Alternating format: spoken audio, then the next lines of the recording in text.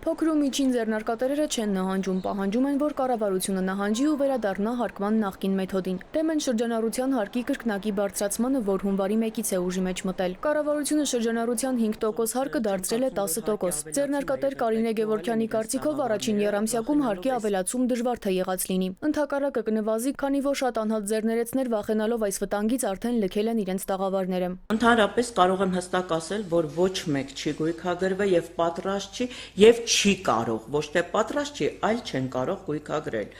Սա հնարավոր չի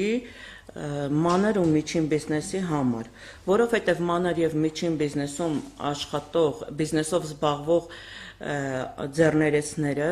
միջև 70 եւ 70 անց տարիք են, որը իրանց համար հարմար չի, կան ոչ կրթված մարդիկ, կան տարբեր կրթություններ ունեցող մարդիկ։ Անդրադառնալով մարտի 3-ի գործադուլին եւ արդյունքներին, Գևորգյանը նշում է, որ մինչեւ օրս որևէ դրական փոփոխություն չկա։ Նրանք կառավարության աջակցության ծրագիրը հարցի լուծում չեն համարում, քանի որ 6 ամիս հետո կրկնապատկված հարկն է ուժի մեջ մտնելու։ Իսկ իրենք պահանջում են, որ այդ օրենքը վերացնեն եւ շարունակեն աշխատել նախկին կարգավորումներով։ Ես ասում եմ, միայն խոշորացման դեպքում կարան աշխատատեղեր բացեն, որ մարդիկ աշխատանք ունենան, հրաժարվեն այս աշխատանքից, գնան հաջորդ տեղը, ինչ որ մի տեղ լինի, որ իրանց ընտանիքի կարիքները հոգան։ Իսկ մեր բողոքի ակցիաները շարունակելու ենք, մենք սկսել ենք ստորագրահավաքով, դեռ ինչ մի քանի օր սկսել ենք, արդեն 1000-ից ավել հավաքել ենք։ Հուլիսի 1-ից արդեն շրջանառության հարկի դաշտից ավելացված արժույթի դաշտ կտեղափոխվեն հաշվապահական իրավաբանական ծառայություններ, ֆինանսական խորհրդատվություն մատուցողները։ Այս խնդրի համատեքստում եւս մեկ փոփոխությունը ռիսկեր է պարունակում, դժգոհում են։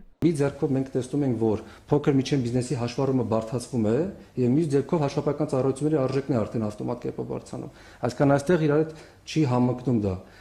Եթե փոքր միջին բիզնեսի հաշվառումը բարդացվում է, պետք է զուգահեռաբար հաշվապահական ծառայությունների արժեքը մեղմացվի։ Սերգեյ Խաչատրյանի խոսքով խնդիրը համատարած է, իրենք եւս առնչվել են։ Ասում է, գույքագրման խնդիրը նաեւ տեխնիկական բարդություններ ունի։ Նստի ինքը արժեքով ֆիքսի,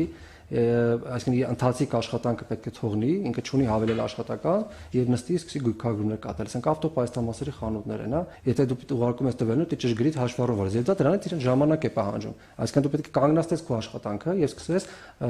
գույքագրում իրականացնել։ Իշխանությունն էլ հիմնավորում է, որ քաղաքակրթական նոր մակարդակ են բարձրացնում։ Նորմալ է, որ բիզնեսը ջանքեր գործադրի, սովորի, կրթվի եւ փաստաթղթավորվի։ Ինչին ի պատասխան առևտրով զբաղվողները ասում են, որ լավ հիմնավորում է, բայց պետք է սկսել պետական մարմիններից։ Սիլվի Մուրադյան, ժամը լրատվական։